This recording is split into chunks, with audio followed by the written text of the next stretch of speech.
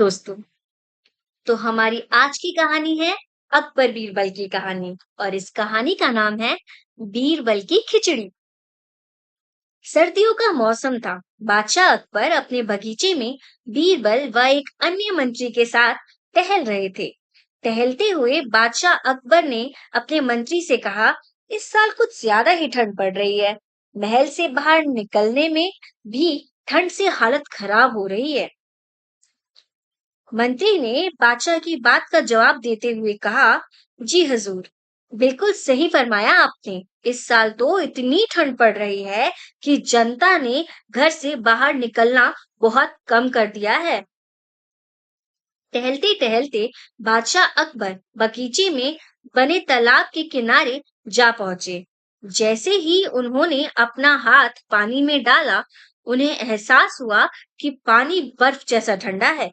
पानी से हाथ बाहर निकालते हुए अकबर ने कहा, सही कह रहे हैं आप, इतनी ठंड में कौन घर से बाहर निकलेगा।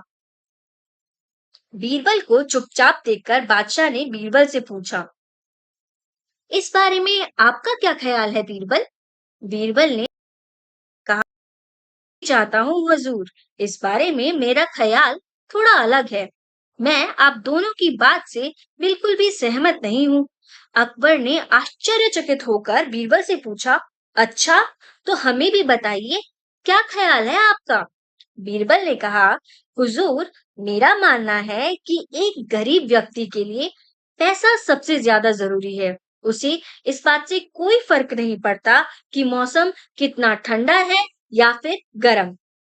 अकबर ने हैरान होकर बीरबल से कहा, तो आप यह कह रहे हैं कि इस कड़ाके की सर्दी में भी एक गरीब आदमी कोई भी ऐसा काम करने को तैयार हो जाएगा जिससे उसे पैसा मिल सके।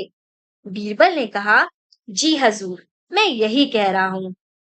बादशाह अकबर ने बीरबल को चुनौती देते हुए कहा, तो ठीक है, अगर आपने बर्फ जैसे पानी से भरे इस तालाब में किसी को रात भर खड़ा रखकर यह बात को प्रमाणित कर दिया, तो हम आपके लाए हुए गरीब व्यक्ति को 20 सोने के सिक्के इनाम में देंगे। बादशाह की बात से सहमति जताते हुए बीरबल ने अगले दिन एक गरीब व्यक्ति को पेश करने का वादा किया। अगले दिन सभा में बादशाह अकबर ने बीरबल से पूछा कि क्या वो किसी को लेकर आए हैं जो तालाब में खड़ा रहकर पूरी रात बिता सके।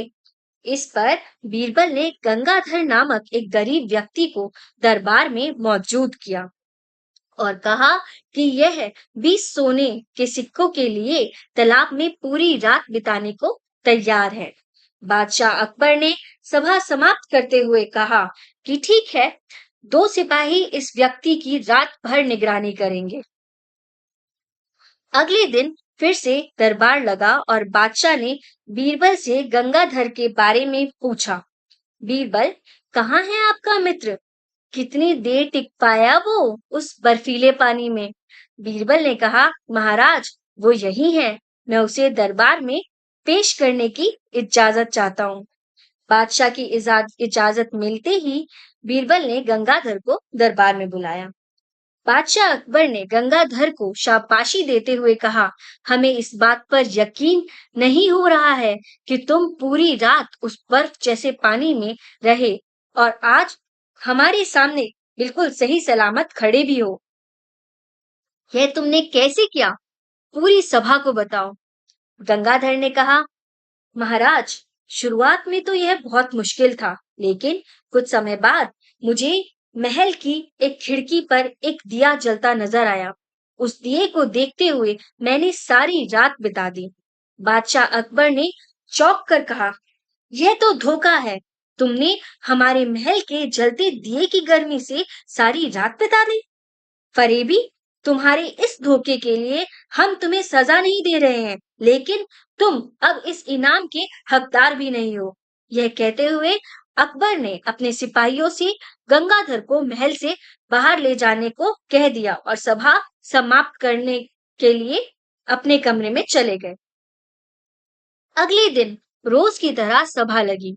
जब बादशाह अकबर सभा में आए तो उन्होंने देखा कि सभी दरबारी अपनी अपनी जगह पर मौजूद थे, सिवाय बीरबल के। बादशाह ने एक सिपाही से पूछा कि बीरबल कहाँ है, तो उसने बताया कि वो आज महल नहीं आए हैं। बादशाह ने सिपाही से कहा कि वो तुरंत बीरबल के घर जाए और उन्हें लेकर आए। कुछ समय बाद सिपाही अकेले ही दरबार में लौट आया। बादशाह के पूछने पर सिपाही ने बताया, बीरबल अपने घर में खाना पका रहे हैं और उन्होंने कहा है कि खाना पूरी तरह पक जाने के बाद ही वो दरबार में आएंगे। सिपाही की यह बात सुनकर बादशाह सोच में पड़ गए, क्योंकि आज से पहले कभी भी बीरबल ने महल आने में देर नहीं की थी। अकबर को कुछ संदेह हुआ और उन्होंने बीरबल के घर पर जाने का निर्णय लिया।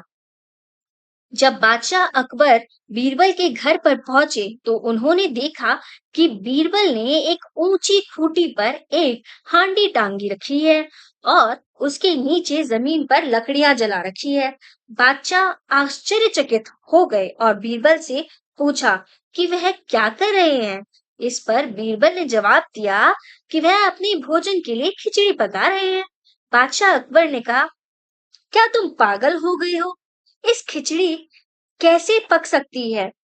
तुमने हांडी को इतने ऊपर टांग रखा है और आग नीचे जला रखी है।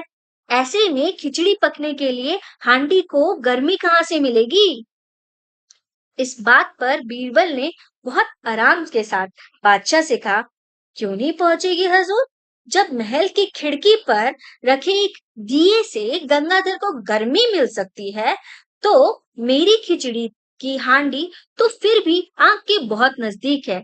बीरबल की बात सुनकर बादशाह हैरान हो गए और मुस्कुराते हुए बोले, हम तुम्हारी बात अच्छी तरह समझ गए बीरबल। इसके बाद उन्होंने गंगाधर को महल में बुलाया और उसे 20 सोने के सिक्के इनाम में दिए। साथ ही साथ बीरबल की चतुराई के लिए उन्होंने बीरबल को भी इनाम दिया। बीरबल की खिचड़ी की कहानी से हमें यह सीख मिलती है कि दूसरों की सफलता के पीछे किए गए परिश्रम को जाने बगैर उसके बारे में राय नहीं बनानी चाहिए। धन्यवाद दोस्तों।